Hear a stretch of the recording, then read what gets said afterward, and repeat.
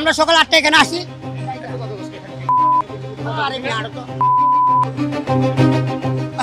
পারিবারিক মামলায় 2 বছরের সাজাপ্রাপ্ত দস্তগীরের সাজা হয়েছে একেবারে ভিন্নভাবে।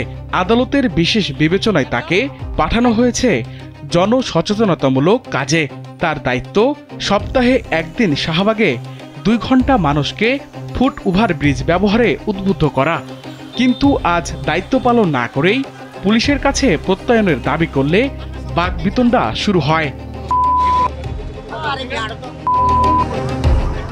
স্যান্ডেলিনা সো, রূপচর্চায় আভিজাত্য।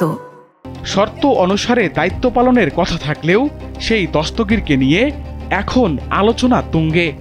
অনিয়ম, পুলিশের সঙ্গে বাকবিতণ্ডা এবং সাংবাদিকদের সঙ্গে অসৌজন্যমূলক আচরণের অভিযোগ উঠেছে তার বিরুদ্ধে। পুলিশ জানায়, দায়িত্ব পালন না করেই পুলিশের কাছে প্রত্যয়নপত্র দাবি করেন তিনি, আর তাতেই শুরু হয় বাকবিতণ্ডা। আশা বলতেছে যে স্যার আদালতের থেকে এরকম রায় দিছে, 2 ঘন্টা আমরা করব, ওই যে মানুষকে সচেতন করব শাহবাগ ফুটার ব্রিজে, তাই আপনি একটা সিগনেচার দেন। তাই আমি বললাম আপনাকে কাজ করছেন কিনা?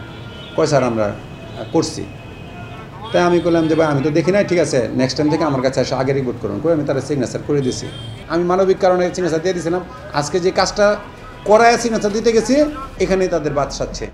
শাহবাগে দায়িত্বে থাকা ট্রাফিক ইন্সপেক্টর তারিকুল আলম জানান, দস্তগীর দায়িত্ব পালন না করেই প্রত্যয়নপত্র চাচ্ছিলেন। তাকে বলা হয়েছে নিয়ম অনুযায়ী কাজ শেষ করতে হবে। তখনই তিনি উত্তেজিত হয়ে পড়েন।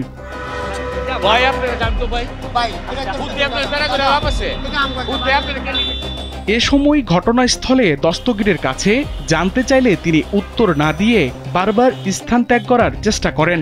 সাংবাদিকদের সঙ্গে করেন অশোভনীয় আচরণ।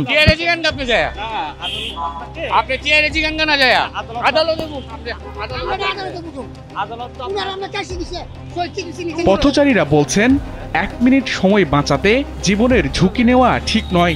আদালতের এই সুন্দর উদ্যোগ তাকে সংশোধন ও সমাজের কাজেও নিয়োজিত করতে সহায়তা করবে। রাস্তায় যেভাবে চলা উচিত, আমরা মোটরসাইকেল, গাড়ি, পথচারী কেউ আমরা নিয়ম মতবাক চলি না। দেখা যাচ্ছে যে মোটরসাইকেল আমরা ফুটপাতে থাকে, রাস্তাঘাটে মানুষ ওভারব্রিজ থাকলেও সে ওভারব্রিজ ব্যবহার না করে সবাই শর্টকাট রাস্তা ব্যবহার করতে চায়। জনসচেতনতামূলক এই শাস্তি অনেকেই ইতিবাচক হিসেবে দেখলেও আদালতের নির্দেশ না মেনে পুলিশের কাছে প্রত্যয়ন দাবির অভিযোগকে অপরাধ হিসেবে দেখছেন পথচারীরা। ইসমু আহমেদ, কালবেলা।